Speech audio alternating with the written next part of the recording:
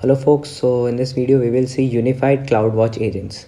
So for virtual servers, EC2 instances or on-premises servers, these unified CloudWatch agents are there. They collect additional system level metrics such as RAM, process, use disk, space, etc. They collect logs to send to collect CloudWatch logs like access logs or error logs, whatever the processes are being run in your virtual servers. All these are collected by these. No logs from inside your EC2 instance will be sent to CloudWatch logs without using an agent. So basically these CloudWatch agents send these logs from your EC2 instance inside your EC2 instance to the CloudWatch. Okay, they have a centralized configuration system using the SSM parameter store.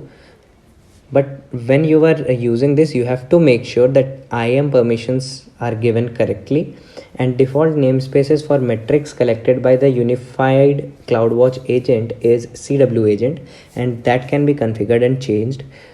This is the figure that shows you that how you can use your CloudWatch. You can send your metrics or you can check your metrics to CloudWatch using CloudWatch agents. This is CloudWatch and EC2 instance which is unified with CW agent. So basically these logs are being pushed there, okay, and metrics are being pushed, and this is the server which is sending all the things to CloudWatch. Okay, server is also sending these to unified CW agent. With the help of unified CW agent, server is also sending metrics and logs to CloudWatch, and EC2 instance is also doing this. Okay, next is collect metrics like Procstat plugin. What is this? So Procstat plugin basically collect metrics and monitor system utilization of individual process. It supports both Linux and Windows servers.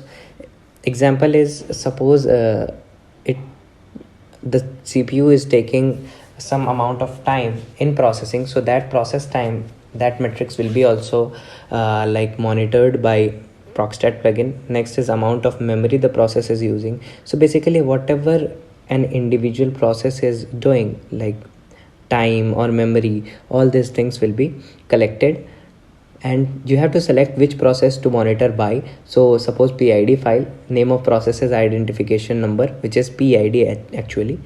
So name of the process, PID files they create, or either exe like process name that match string you specify, regex, and pattern like command lines used to start the processes. All these things will be monitored by these.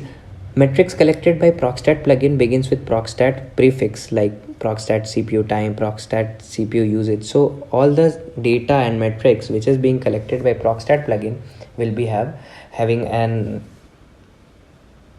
name, will be having a Procstat prefix, and this will show that these all data are being collected by Procstat. Okay, this prefix shows you. So I hope this is clear to you. Let's meet in our next lecture. Thank you.